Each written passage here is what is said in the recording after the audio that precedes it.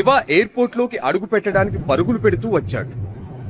కానీ తన అవతారాన్ని చూసి అక్కడ ఉన్న సిఐఎస్ఎఫ్ గార్డ్ తనని లోపలికి వెళ్ళనివ్వలేదు. ఎక్కడికి వెళ్తున్నావు?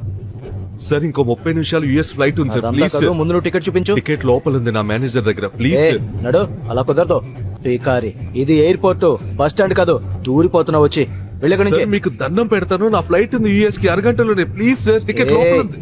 టీకారి, నీ బట్టలేమో మాసిపోయాయి, చెప్పులకేమో చిల్లులున్నాయి. ఏమంటున్నావు? నీకు ఫ్లైట్ ఉందా అరగంట తర్వాత, అది యుఎస్ కి? అరే, కలలో అయినా చూసావా నువ్వు ఏరోప్లేన్ ని? ఓ బయటికి ఓ. దండం పెడతాను సార్, నా ఫ్లైట్ ఉంది సార్. ప్లీజ్ సార్, వెళ్ళనివ్వండి ప్లీజ్. వెళ్ళవు కదా? వెళ్ళు please sir, please sir, please sir. చావగొట్టి పనికి రాకుండా చేస్తా నిన్ను, అర్థమైందా?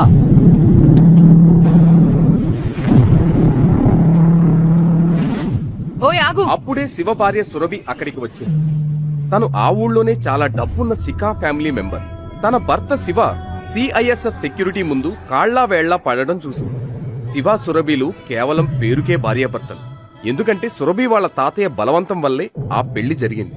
ఆ తర్వాత శివ సురభి వాళ్ళింట్లో ఇంటల్లుడిగా నౌకరిలా కాలం గడుపుతూ ఉన్నాడు.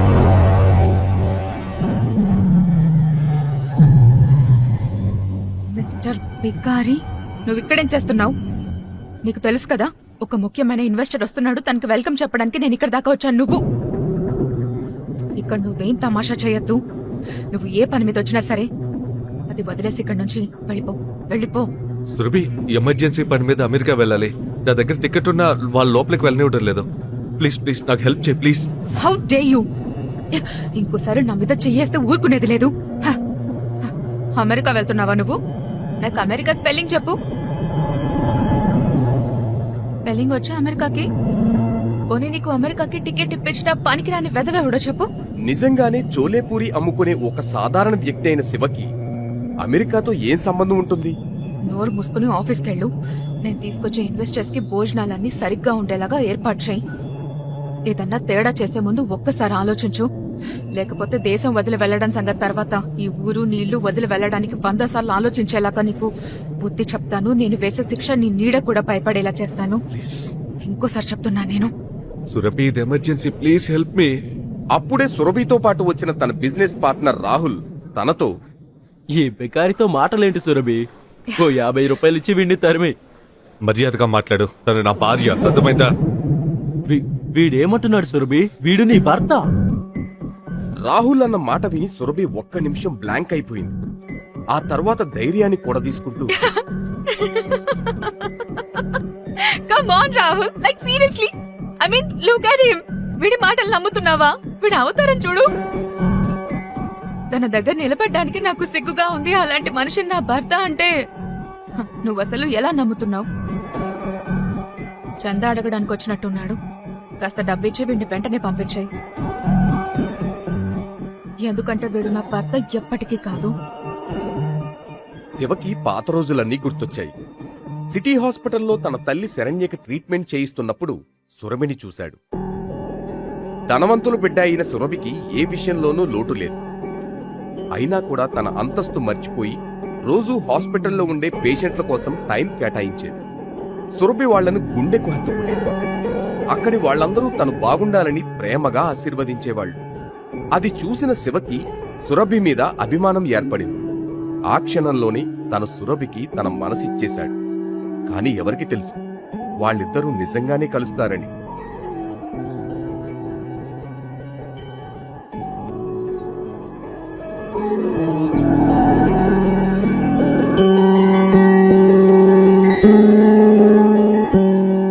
విన్నావు కదరా వెదవా? కొట్టి కొట్టి నీ మొహాన్ని పచ్చడి చేసే ముందే నువ్విక్కడి నుంచి వెళ్ళిపో. శివ తన తలరాతకు లోపలే బాధపడుతూ అక్కడి నుండి బయలుదేరాడు. ఇంతలో అకస్మాత్తుగా ఓ నల్ల రంగు కారు ఎయిర్పోర్ట్ దగ్గరికి వచ్చింది. అందులో నుంచి ఊళ్ళోనే పెద్ద బిజినెస్ మ్యాన్ అయిన నితిన్ వర్మ కిందకి దిగుతూనే తన చూపు శివ మీద పడింది. తనను చూస్తూనే పరిగెత్తుకుంటూ వెళ్లాడు నితిన్ వర్మ. మిస్టర్ శివ, మీరు నన్ను గుర్తుపట్టలేదా? మిస్టర్ నితిన్ వర్మను గుర్తుపట్టంది ఎవరు? సురభి తనను చూస్తూ ఉండిపోయింది. ఆయన శివతో మాట్లాడడం చూసి సురభి రాహుల్ ఆశ్చర్యపోయారు. మిస్టర్ నితిన్ లాంటి పెద్ద మనిషికి ఈ బికారి ఎలా పరిచయం? నేను అదే ఆలోచిస్తున్నాను.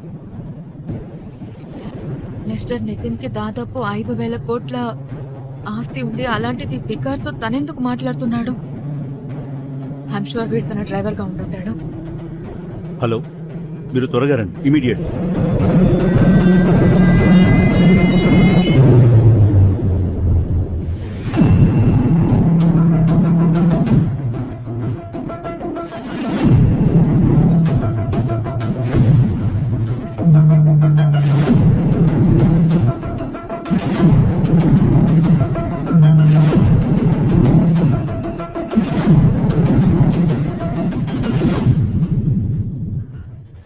మిస్టర్ నితిన్ ని అడుక్కొని ఆ బికారి ఎయిర్పోర్ట్ లో ఎంటర్ అయ్యాడు.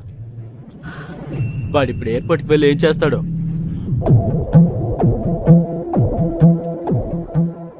Excuse me, mister Nitin Varma right? Hi, నా పేరు సురభి, సికా గ్రూప్ సీఈఓని. Please don't mind me asking, కానీ ఇప్పుడు మీరు ఇక్కడ మాట్లాడిన వ్యక్తి అసలు తను మీకు ఎలా పరిచయం? అంటే చూడ్డానికి తను బికారిలా ఉన్నాడు కదా, ఆ బికారి మీకెలా తెలుసా అంటున్నా.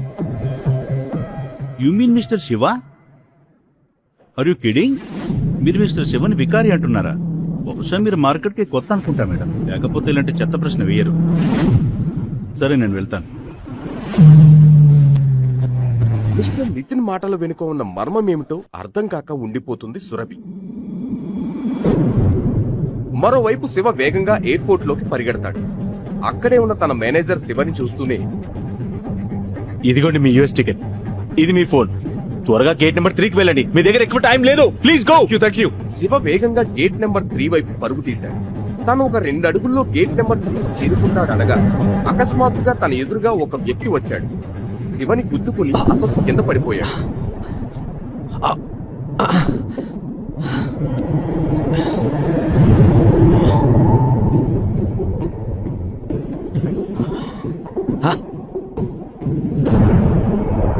సరే, అరే, కాలేదుగా. కళ్ళు పోయాయా? ఆ? ఇది ఎయిర్పోర్ట్, మీ కాలనీలో పార్క్ కాదు, తెలుసా? అయినా ఈ బికారిని ఇక్కడికి ఎవరు రానిచ్చారు? ఆ? తొందరలో ఉన్నాను, అందుకే ఇలా నా ఫ్లైట్ తప్పిపోతుంది. వెళ్ళనివ్వండి please. Sorry sir, please. Stay here. నేను తలుచుకుంటే నువ్వు ఫ్లైట్ లోనే కాదు, ఈ ఎయిర్పోర్ట్ లో 2 నిమిషాలు కూడా ఉండలేవు, తెలుసా? నీకు తెలీదు నువ్వెవరిని గుద్దావో, తెలుసా? రేయ్, మా సార్ని గుద్దుతావా? ఆయన ఎవరో నీకు తెలీదు. ఆయన ప్రైమ్ ఎయిర్లైన్స్ కి ఓనర్. సార్, నా ఫ్లైట్ కూడా ప్రైమ్ ఎయిర్లైన్స్ దే. ప్లీజ్, నేను మీకు సారీ చెప్తున్నాను, నన్ను వదిలేయండి ప్లీజ్. కొంచెం ఎమర్జెన్సీ ప్లీజ్. ఎమర్జెన్సీరా? టికెట్? సార్, నా టికెట్. ఏ, నేను కూడా చూస్తాను నీలాంటి బికారి నా ఎయిర్లైన్స్ లో ఎలా ఎక్కుతాడో. ప్లీజ్. అర్థమైందా? సార్, ఏయ్, ఆ టికెట్ చింపేయ్. సార్, ఏయ్, టికెట్, నా టికెట్. సార్, నా టికెట్. down. అక్కడే ఉంచండి. Stay there. అర్థమైందా? ఏయ్, టికెట్ చించే.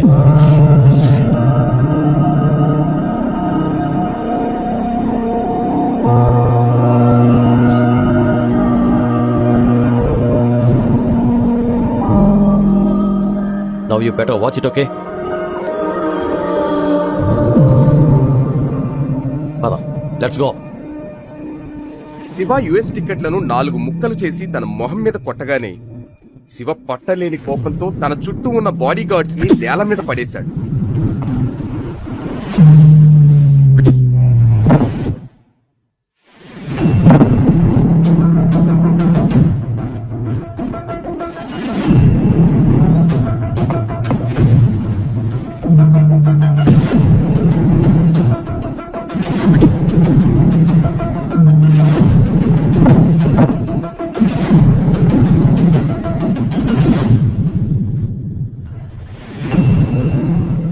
How dare you! నా టికెట్ చించడానికి అసలు నువ్వెవరివి? ఓ ఎయిర్లైన్ కి ఓనర్ కాగానే నువ్వు చాలా పెద్ద మనిషి అనుకుంటున్నావా? 10 నిమిషాలు, ఇంకో 10 నిమిషాల్లో నేను నాశనం చేస్తా, తెలుసా? 10 నిమిషాల్లో నాశనం చేస్తాడట. చాలా పొగరుంది కదా నీకు. వెళ్ళు, నేను ఎక్కడే ఉంటాను.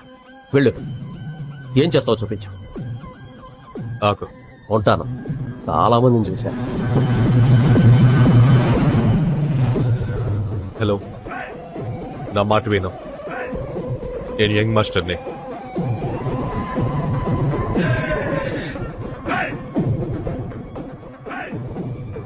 డియర్ ప్యాసింజర్స్, ప్రైమ్ ఎయిర్లైన్స్ సేవలను వెంటనే నిలిపివేయడం జరిగింది.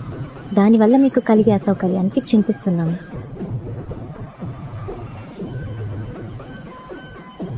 ఏ mister, hello, authority, authority, sir, నా పర్మిషన్ గానీ నోటీస్ గానీ లేకుండా ఈ అనౌన్స్మెంట్స్ ఎలా వచ్చాయి? మాకు పైనుంచి ఇమీడియట్ ఆర్డర్స్ వచ్చాయి సార్. ఆర్డర్? మీ లైసెన్స్ ని క్యాన్సిల్ చేశారు. వాట్? ప్రైమ్ ఎయిర్లైన్ ని బ్యాన్ చేసేశారు. మీరేం మాట్లాడాలన్నా మినిస్ట్రీకి వెళ్ళి మాట్లాడండి.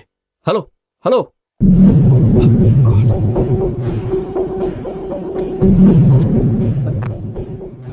చెప్పాను కదా 10 నిమిషాల్లో నాశనం చేస్తా అని. నీ ఎయిర్లైన్స్ ని బ్యాన్ చేస్తా, రోడ్డు మీదకి తెస్తా.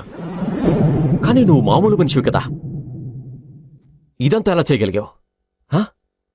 నేను కోటేశ్వరుణ్ణి, నా దగ్గర పవర్ ఉంది. నా ఎయిర్లైన్స్ ని బ్యాన్ చేయడానికి ప్రైమ్ మినిస్టర్ ఆర్డర్ కావాలి. హా? కానీ తను కాల్ చేసి ఎలా ఎలా ఇప్పుడు నీ ఎయిర్లైన్స్ మాత్రమే బ్యాన్ అయింది. ఇండియాలో ఫ్రాడ్ చేసి స్విస్ బ్యాంక్ లో దాచిన డబ్బు గుర్తుందా?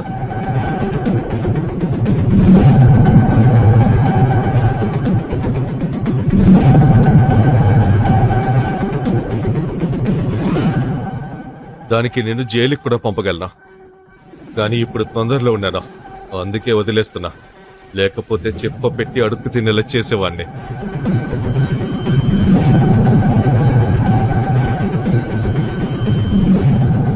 సార్, మీరిప్పుడు యూఎస్కి వెళ్ళడం చాలా అవసరం. అందుకే మీకోసం నేను ప్రైవేట్ జెట్ అరేంజ్ చేశాను. మనం ఇప్పుడే వెళ్ళాలి sir. Private jet? Private jet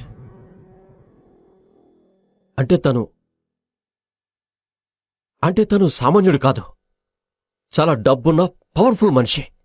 చూడు, నీ పేరేంటి?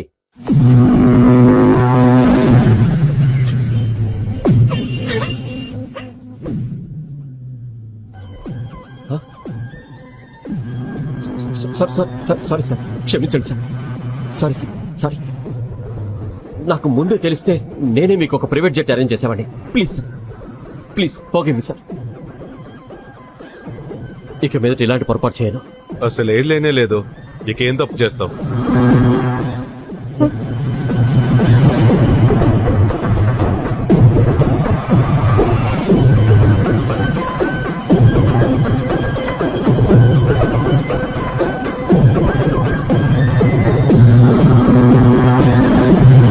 క్రింద ఇచ్చిన లింక్ ని క్లిక్ చేసి పాకెట్ ఎఫ్ఎం యాప్ ని ఇన్స్టాల్ చేసుకోండి.